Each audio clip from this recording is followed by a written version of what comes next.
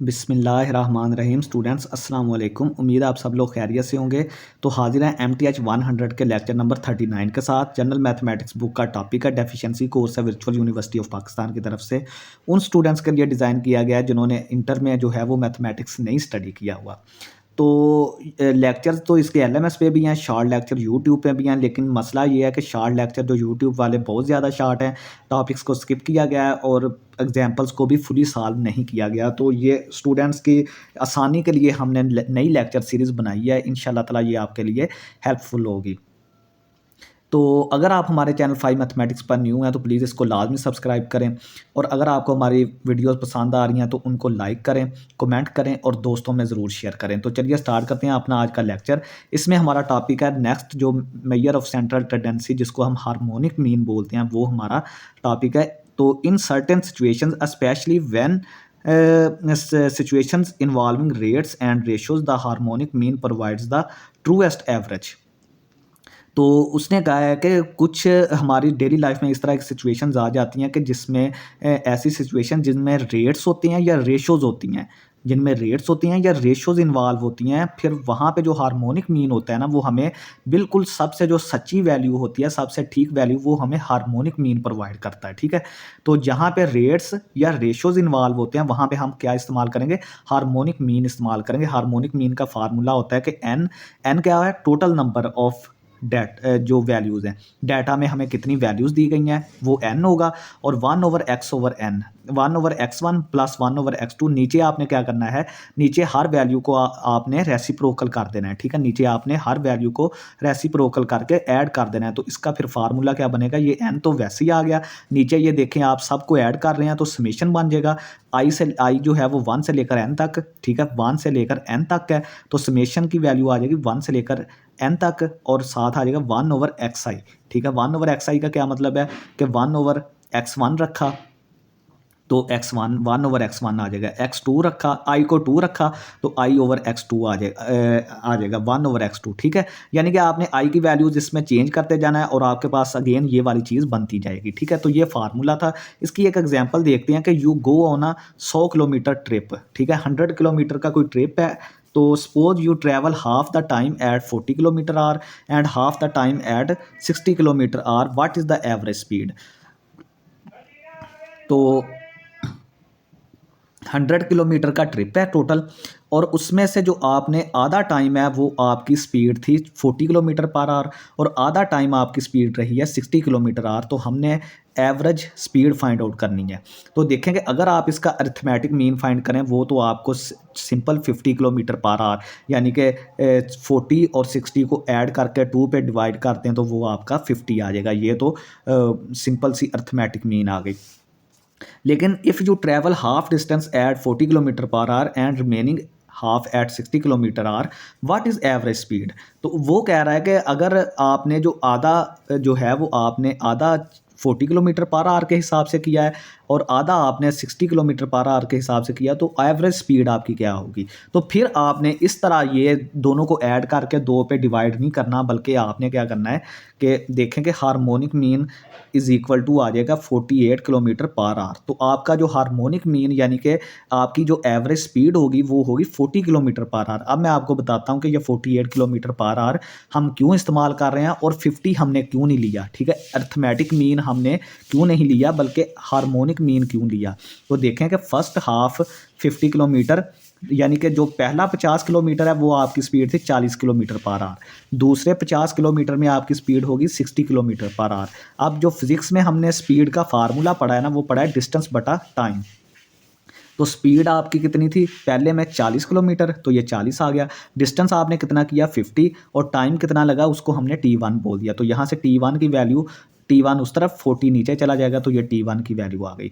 अब दूसरा आपने कितना डिस्टेंस, दूसरा डिस्टेंस जो है वो 50 किलोमीटर ही था और स्पीड कितनी थी? 60। ठीक है, स्पीड आपकी इसी फार्मूले में आप दूसरे केस को रखें, स्पीड आपकी 60 थी, डिस्टेंस आपका 50 ही था, टाइम आपका T2 हो गया, तो T2 की वैल्यू आपकी ये आ गई। अब टोटल टाइम हमने फाइंड आउट करना है, तो वो आ जाएगा T1 plus T2।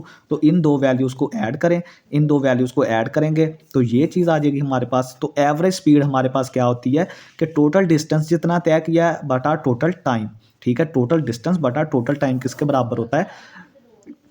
Average speed के। तो देखें total distance 100 kilometre, total time T1 plus T2 ये वाला आ गया, तो ये हमने नीचे रख दिया।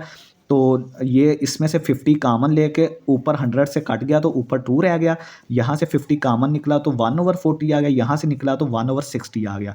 अब आपने क्या करना है, सिंपल सी कैलकुलेशंस हैं, नीचे जो है वो एलसीएम लेके, ठीक है, ऊपर डिवाइड कर दें। तो ये जब आप इसको थोड़ा सा सॉल्व करेंगे तो ये 48 किलोमीटर पर आवर आ जाएगा। तो देखेंगे ये हमारी असल वैल्यू है, जो एग्जैक्ट वैल्यू वो ये है, बल्कि 50 किलोमीटर पर आवर नहीं है, ठीक है। तो ये हमारी एग्जैक्ट वैल्यू है, ठीक है। उम्मीद है आपको समझ आ गई होगी।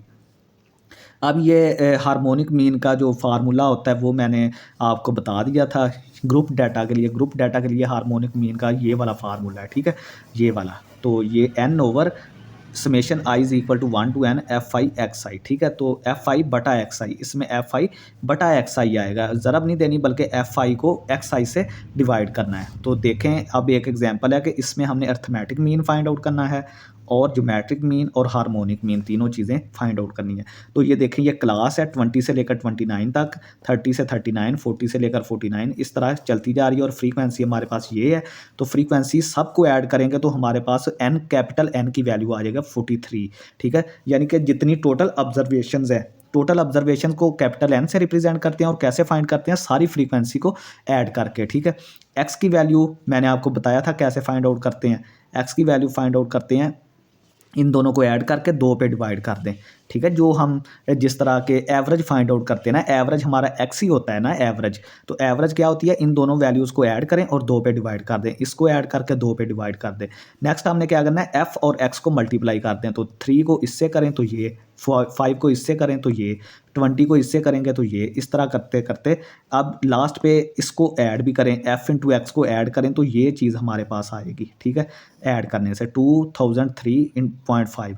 अब आपने क्या करना है, f और log x, x का log लेके इस वैल्यू का log लेना है, इसका हर वैल्यू का log लें x का, ठीक है। पहले इसका log लें, 3 से मल्टीप्लाई कर दें, क्योंकि f log x है ना, तो log x फाइंड आउट करके f से मल्टीप्लाई करना है। तो x का पहले log यानी इसका log लें इस वैल्यू का, फिर उसको 3 से मल्टीप्लाई करें तो ये आंसर, इसका log लें फिर 5 से मल्टीप्लाई करें तो ये वैल्यू, इसका log लें फिर 20 से करें तो ये वैल्यू। फिर आपने क्या करना है, f/x फाइंड आउट करना है, यानी f को डिवाइड करना है x पे। तो देखें 3 को डिवाइड करेंगे इस वैल्यू पर तो ये आ जाएगा, इसको डिवाइड करेंगे इस पे तो ये आ जाएगा।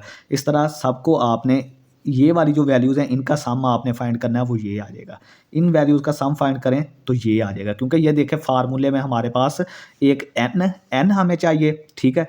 हार्मोनिक मीन के लिए एक n चाहिए, f ओवर x चाहिए ये वाला, और समेशन भी है ना साथ इसके, f ओवर x, तो समेशन इसकी ये वाली आ जाएगी, ठीक है। तो जो हमने ज्योमेट्रिक मीन पढ़ा था, ज्योमेट्रिक मीन में हमें f इंटू एक्स चाहिए, ठीक है। तो ये मैं आपको फार्मूले नेक्स्ट बता देता हूँ, तो वो आप सिर्फ ये वैल्यू जो जो हमें चाहिए थी वो हमने फाइंड कर ली हैं, फार्मूलाज में आप पुट कर देनी है, ठीक है, अर्थमेटिक मीन का, ज्योमेट्रिक मीन का और हार्मोनिक मीन का। तो सबसे पहले अर्थमेटिक मीन का फार्मूला मैंने आपको बताया था कि समेशन fi(xi) बटा समेशन fi, जो मैंने सबसे पहले आपको ग्रुप डाटा के लिए बताया था अर्थमेटिक मीन का फार्मूला। तो देखें समेशन fi(xi) की वैल्यू क्या आई थी 2003.5, और समेशन fi जो कि n की वैल्यू थी ना, यानी सारी फ्रीक्वेंसीज को जमा किया तो 43 आया, तो ये वैल्यू ये आ गई। अब ज्योमेट्रिक मीन के लिए फार्मूला ये वाला होता है, ज्योमेट्रिक मीन के लिए ये देखें एंटी लॉग वैसे ही आ गया 1/n, n की वैल्यू कितनी है 43, तो 43 और fi log xi, यानी जो आपने फाइंड किया था ना f log x find out किया था ना पीछे, तो ये वही है f log x, ये वही है साथ समेशन, यानी सबको ऐड किया है। तो देखें कि सबको ऐड करके 71.24 आया था। तो देखें आप इसको करें थोड़ा सा सिंप्लीफाई करके, फिर जो आंसर आएगा उसका एंटी लॉग ले लें, तो ये आपके पास जो आंसर आएगा वो फाइंड आउट करना है, ठीक है। ये कैलकुलेटर पे आप थोड़ा सा एंटी लॉग आप फाइंड आउट कर सकते हैं, ठीक है, इस वैल्यू का। हार्मोनिक मीन का फार्मूला ये था, n की वैल्यू 43 है और इसकी वैल्यू fi/xi, यानी कि f/x सबको ऐड किया तो 35.64 आ जाएगा, क्योंकि ये देखें समेशन है ना हमारे पास, तो हमने सबको ऐड करके वो वैल्यू लेनी है। तो 43 को इस पर डिवाइड करके जो वैल्यू आएगी वो आपका आंसर होगा। नेक्स्ट हमारे पास है कि shifting rule for arithmetic mean. If a constant k is added और subtracted from each value of a data set then new mean is equal to old mean plus minus k. तो अगर आपको जो data set दिया गया है यानी data की जो वैल्यूज़ दी गई हैं, अगर आप उसमें कोई कांस्टेंट के प्लस करते हैं या माइनस करते हैं तो आपका जो नया मीन आएगा ना, नया मीन, ठीक है, वो किसके बराबर होगा? ओल्ड मीन प्लस माइनस के बराबर होगा, ठीक है। यानी कि उसमें शिफ्ट हो जाएगा, शिफ्ट आ जाएगी, शिफ्टिंग हो जाएगी उसकी, कि यानी अगर आपने कोई के नंबर ऐड किया है हर वैल्यू में, कोई जो डाटा सेट है आपके पास उसकी हर वैल्यू में आपने कोई के नंबर ऐड किया है, तो उसका जो के नंबर ऐड करने के बाद जो उसका न्यू मीन बनेगा वो ये बनेगा ओल्ड मीन, और प्लस माइनस जो नंबर आपने प्लस माइनस किया है, ठीक है। तो इसकी एक एग्जांपल देखते हैं कि ऐड अ नंबर के टू एवरी ऑब्जर्वेशन, ठीक है। जो भी आपकी डाटा की वैल्यू दी गई है उसमें आपने हर नंबर को के से ऐड करना है, ठीक है। के उसमें ऐड कर दें, हर डाटा की वैल्यू को के में ऐड कर दें, उसमें के को ऐड कर दें, ठीक है। तो मेन इंक्रीज बाई के, अगर आप नंबर को ऐड करेंगे हर ऑब्जर्वेशन में जो नंबर है उसमें के को ऐड करेंगे तो आपका मीन जो है वो इंक्रीज कर देगा के से, यानी कि के यूनिट्स आपका जो मीन होगा, के यूनिट्स आपका बढ़ जाएगा, क्योंकि आपने हर वैल्यू में के को जमा कर दिया। तो जब के को जमा किया तो हर वैल्यू का जो मीन होगा वो भी इंक्रीज हो जाएगा। अगर आपने सब्ट्रैक्ट किया है के को, कोई नंबर के है उसको आपने हर ऑब्जर्वेशन में से सब्ट्रैक्ट किया है, तो जो नया मीन होगा वो डिक्रीज कर जाएगा के से, ठीक है, यानी के यूनिट्स वो कम हो जाएगा, ठीक है। तो इसकी एक एग्जांपल देखते हैं। कंसीडर डाटा सेट, ये हमारे पास एक डाटा सेट है 5, 10, 15, 20। अगर आप इसका इसी वैल्यूज़ के साथ मीन फाइंड आउट करें तो इन चारों वैल्यूज़ को ऐड करके 4 पे डिवाइड करें तो वो 12.5 आ जाएगा। अब आपने हर वैल्यू में कोई नंबर के है वो ऐड करना है, तो के की वैल्यू हमने 3 ले ली, यानी कि 3 को हम हर नंबर में ऐड कर रहे हैं। तो 3 को 5 में किया 8, 10 में 13, 15 में 18, 20 में 23। तो अब ये जो नया मीन इसका, ये जो वैल्यूज़ आई हैं अगर आप इनका मीन फाइंड आउट करें तो उसको हम न्यू मीन बोलेंगे, वो आ जाएगा 15.5 आ जाएगा। 62 सबको ऐड करके 62 आएगा, 4 पे डिवाइड करेंगे तो 15.5 आ जाएगा। अब मैंने आपको बताया था कि न्यू मीन किसके बराबर होता है? ओल्ड मीन प्लस के। तो ओल्ड मीन कितना था? 12.5, और हमने के की वैल्यू क्या रखी थी? 3। तो देखें 15.5 को हम क्या लिख सकते हैं? 12.5 प्लस 3। 15.5 को क्या लिख सकते हैं? 12.5 प्लस 3। तो ओल्ड मीन कितना था? 12.5, और उसमें हमने ऐड कितना किया? इंक्रीज़ कितना हुआ? +3 इंक्रीज़ हो गया। तो ये आपका जो थ्योरम था वो सेटिस्फाई हो गया। नेक्स्ट हमारे पास टॉपिक है मीडियन का। मीडियन क्या होता है? Middle value of a data set when arranged in ascending और डिसेंडिंग ऑर्डर। जो आपको वैल्यू डाटा दिया गया है, अगर आप उसको असेंडिंग या डिसेंडिंग ऑर्डर में अरेंज करें तो आपकी जो दरमियानी वैल्यू होगी वो आपकी मीडियन कहलाएगी। फ़र्ज़ करें कि हमारे पास डाटा है 3, 5, 7, 9, 11, ठीक है। 3, 5, 7, 9, 11 ये डाटा है। तो इसकी जो दरमियानी वैल्यू होगी, यानी देखें कि आप उसको आधी वैल्यूज़ को एक तरफ कर दें और 9, 11 को एक तरफ कर दें, तो जो दरमियान वाली वैल्यू होगी उसका मीडियन होगा, वो उसका मीडियन होगा। जो दरमियान वैल्यू होगी वही उसका मीडियन होगा। तो देखें 3, 5 को आधी वैल्यूज़ हमने लेफ़्ट पे कर दी, आधी राइट पे कर दी, और 7 जो दरमियान वाली वैल्यू होगी वो उसका मीडियन होगी। और अगर आपके पास ये तो था, अगर आपके पास जो डाटा में जो वैल्यूज़ दी गई हैं वो ऑड नंबर्स हैं, यानी कि फ़र्ज़ करें 5 वैल्यूज़ दी गई हैं। अगर 5 वैल्यूज़ आपको दी गई हैं, 2 इस तरफ कर दें, 2 इस तरफ कर दें, जो 5वीं दरमियान वाली होगी वो मीडियन होगा। अगर आपको 6 वैल्यूज़ दी गई हैं, यानी कि नंबर ऑफ़ वैल्यूज़ आपको इवन दे दी गई हैं, तो आधी वैल्यूज़ इस तरफ करें, आधी इस तरफ करें, जो दरमियान वाली 2 वैल्यूज़ होंगी उनको ऐड करके 2 पे डिवाइड करेंगे तो जो हमारा आंसर आएगा वो मीडियन होगा। अब देखेंगे पहले हमारे पास 1, 2, 3, 4, 5 वैल्यूज़ थी जो कि ऑड नंबर थी, ठीक है। ऑड वैल्यूज़ थी सारी। ऑड वैल्यूज़ का मतलब है कि 5 हो गई, 7 हो गई, 11 हो गई। तो हमने क्या किया? आधी इधर कर दी, आधी इधर कर दी, और दरमियान वाले को मीडियन बोल दिया। अब मैंने एक और वैल्यू ऐड कर दिया इसमें 13।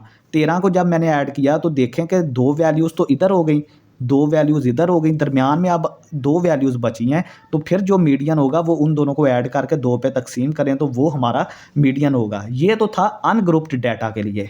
मीडियन जब हम फाइंड करते हैं अनग्रुप्ड डाटा के लिए 2 केसेस बनते हैं कि जब आपके पास वैल्यूज़ ऑड हों, 3 वैल्यूज़ हों, 5 वैल्यूज़ हों, 11 वैल्यूज़ हों, 15 वैल्यूज़ हों, तो आपने क्या करना है, आधी एक तरफ कर लेनी, आधी एक तरफ, दरमियान वाली वैल्यू आपका मीडियन होगी। अगर आपके पास इवन नंबर ऑफ़ वैल्यूज़ हों, मतलब कि 16 हो, 18 वैल्यूज़ हों, तो आपने क्या करना है, आधी इधर, दरमियान में जो 2 बचती हैं उनको ऐड करके 2 पे तक़सीम करना है कि आंसर जो मीडियन आ जाएगा। अब हम फार्मूला देखेंगे कि ग्रुप्ड डाटा के लिए जो मीडियन फार्मूला है वो क्या होता है। तो ये वाला फार्मूला होता है M naught is equal to L naught plus H over F naught N over 2 minus capital F. तो इसमें जो ये डिफरेंट टर्म्स हैं वो मैं आपको बता देता हूँ कि वो क्या क्या हैं। तो एल नॉट किसके बराबर है, lower class boundary of median class. जो मीडियन क्लास होगी उसकी जो लोअर क्लास बाउंड्री होगी। एच यहाँ पे है विड्थ ऑफ मीडियन क्लास की जो विड्थ है उसको एच से रिप्रेजेंट करते हैं। एफ नॉट है frequency of median class. Capital F है cumulative frequency of pre median class, जो यानी कि मीडियन क्लास से जो ऊपर वाली क्लास है उसको प्री मीडियन क्लास बोलेंगे, उसकी जो कुमुलेटिव फ्रीक्वेंसी है वो क्या होगी, वो कैपिटल एफ होगी। अब ये हमें एक डाटा दिया गया है ग्रुप्ड डाटा, उसका हमने मीडियन फाइंड आउट करना है, ठीक है। तो इसमें हमें फ्रीक्वेंसी दी गई है, क्लास बाउंड्रीज दी गई हैं, वेट्स दिए गए हैं और कुमुलेटिव फ्रीक्वेंसी दी गई है। तो टोटल स्टूडेंट्स कितने हैं, 95 स्टूडेंट्स हैं। उनके जो वेट्स हैं ना वो हमें दिए गए हैं, ठीक है, 95 स्टूडेंट्स के वेट्स दिए गए हैं। तो हमने सबसे पहले जो इसमें सबसे क्रिटिकल काम है वो हमने फाइंड आउट करनी है मीडियन क्लास, कि हमारी मीडियन क्लास कौन सी बनती है। अगर हमें मीडियन क्लास मिल गई फिर तो काम ईजी है, फिर हम फार्मूले वाली वैल्यूज़ अलग-अलग करके फाइंड आउट करेंगे तो हमें आंसर मिल जाएगा। तो देखें मीडियन क्लास कैसे फाइंड आउट करनी है। जो टोटल वैल्यूज़ होती हैं, जिस तरह के हमें 95 स्टूडेंट्स दिए गए हैं, जो टोटल होगा उसको आपने 2 पे डिवाइड करना है, तो जो आंसर आएगा फिर वो आपने चेक करना है। देखें टोटल हमारा 95 है, 95 को 2 पे डिवाइड किया तो 47.5 हमारे पास जो है आंसर आ गया। अब 47.5 किस कुमुलेटिव फ्रीक्वेंसी में लाई कर रहा है, किस क्लास में लाई कर रहा है, ठीक है। देखेंगे ये वाली वैल्यू देखें, ये तो 20 है, ये 47.5 से कम है, ये 44 है तो 44 भी 47.5 से कम ही है। ये वाली वैल्यू जो है ना, ये वाली क्लास जो है इसमें 47.5 लाई कर रहा है, क्योंकि ये देखें इसकी कुमुलेटिव फ्रीक्वेंसी 73 है और 73 इससे बड़ा है, ठीक है। इसका मतलब ये है कि ये जो है ये वाली क्लास जो है वो मीडियन क्लास है, जिसमें ये वाली वैल्यू लाई करेगी n/2 वाली वैल्यू जिस क्लास में लाई करेगी वो हमारी मीडियन क्लास होगी। तो इस क्लास को हमने देखना है, ये वाला जिस पे मैं दायरा लगा रहा हूँ इसको अब हमने रेफरेंस के तौर पर इसकी वैल्यूज़ फाइंड आउट करनी है। तो एल नॉट क्या था, एल नॉट था मीडियन क्लास की लोअर क्लास बाउंड्री, ठीक है, लोअर क्लास बाउंड्री। तो लोअर क्लास बाउंड्री ये थी 59, ये अपर क्लास बाउंड्री होती है, ये लोअर क्लास बाउंड्री होती है, यानी एल नॉट की वैल्यू हमारे पास ये आ गई तो ये लिख दी। एच की वैल्यू क्या थी, एच हमारे पास था विड्थ ऑफ मीडियन क्लास। तो विड्थ ऑफ मीडियन क्लास क्या है, 5। ये देखें ना, ये 60 से लेकर 64 का कितना डिफरेंस है, 5 का। तो ये एच की वैल्यू कितनी आ गई, 5। एफ नॉट क्या था, एफ नॉट था मीडियन क्लास की फ्रीक्वेंसी। तो मीडियन क्लास की फ्रीक्वेंसी कितनी है, 29। ये हमारी ये सारी मीडियन क्लास है ये वाली, तो इसकी 29। कैपिटल एफ क्या है, मीडियन क्लास से जो पहले वाली कुमुलेटिव फ्रीक्वेंसी है वो कैपिटल एफ है। तो मीडियन क्लास हमारी ये थी, इससे पहले वाली जो क्लास है वो ये है, उसकी कुमुलेटिव फ्रीक्वेंसी कितनी है, 44। तो ये 44। अब सारी वैल्यूज़ आ गई हैं, सिंपल आपने उस फार्मूले में पुट करके, ये फार्मूले में मैंने पुट करके आंसर आपका 60.1 आ गया, यानी कि इसका मीडियन जो होगा वो आपके पास 60.1 होगा, ठीक है। ये इजी सा काम था, सिंपल। आपने सबसे पहले जो मीडियन क्लास है ना वो फाइंड आउट करनी है। वो कैसे फाइंड आउट करनी है, टोटल जो नंबर होगा उसको आपने 2 पे डिवाइड करना है, फिर आपने देखना है कि ये किस क्लास में लाई कर रहा है। तो ये वाली क्लास, क्योंकि 44 भी 47 से छोटा है और 73 बड़ा है, तो इसका मतलब ये है कि ये कहीं इस क्लास में लाई कर रही होगी, तो ये क्लास हमारी मीडियन क्लास होगी। एल नॉट जो है वो मीडियन क्लास की लोअर बाउंड्री है, वो ये होती है, ये अपर बाउंड्री है। एच हमारा विड्थ है, विड्थ इसमें डिफरेंस कितना है, 60 से लेकर 64 तक 5 का, तो ये आ गया। एफ नॉट फ्रीक्वेंसी है मीडियन क्लास की, तो ये 29। इस तरह करके एफ जो है वो हमारा ये कुमुलेटिव फ्रीक्वेंसी है जो मीडियन क्लास की पिछली क्लास है उसकी, ठीक है। तो इसको सिर्फ पुट करें और ऐड का फार्मूले में देखें, आंसर आ जाएगा। तो ये था स्टूडेंट्स हमारा आज का लेक्चर। बहुत शुक्रिया, अल्लाह हाफिज़।